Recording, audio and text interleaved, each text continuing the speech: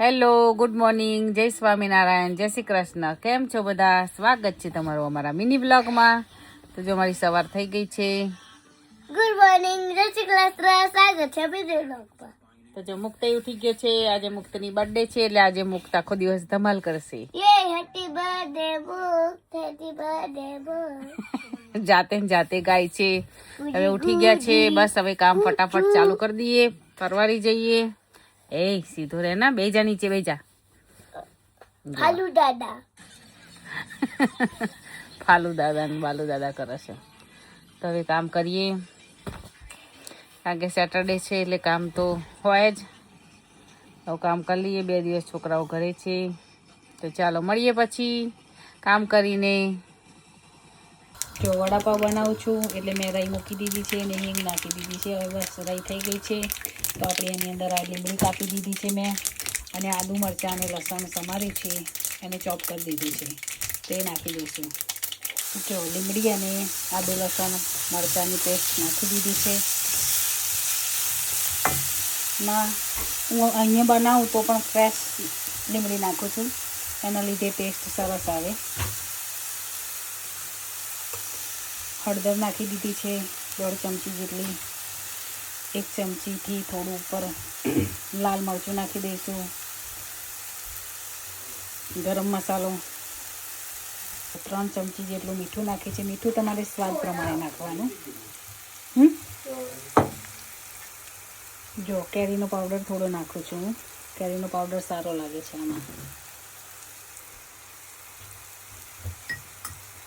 હવે બધું નાખી દીધું છે. મિક્સ કરી લઈશું આપણે.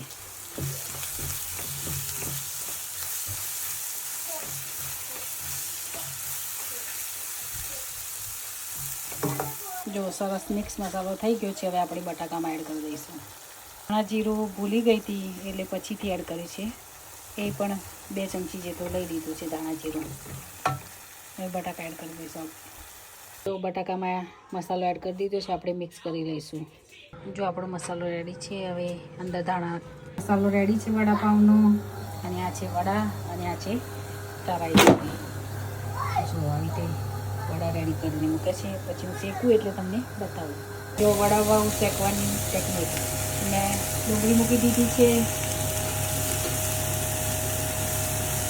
તેલ નાખી દઈશું. મારા ઘરે બટર મૂકી જાય છે. એની અંદર મારી પાસે ડ્રાય ગાર્લિક છે.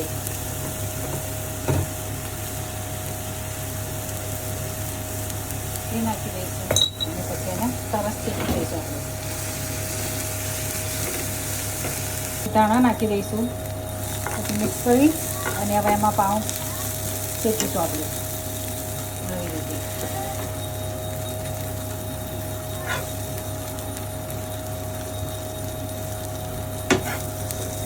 શેકાઈ ગયા છે. એની ઉપર આપણે વડું મૂકી દઈશું.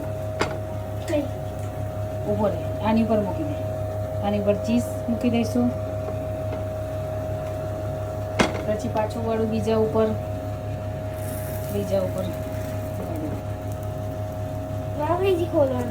શું ના ખોલે. તો જો રેડી છે વડાપાવ. તો ચાલો આવી છે. ચાલો કોક છે. હરી પણ જમવા બેસી ગયો છે. ચાલો મિત્રો જમવા.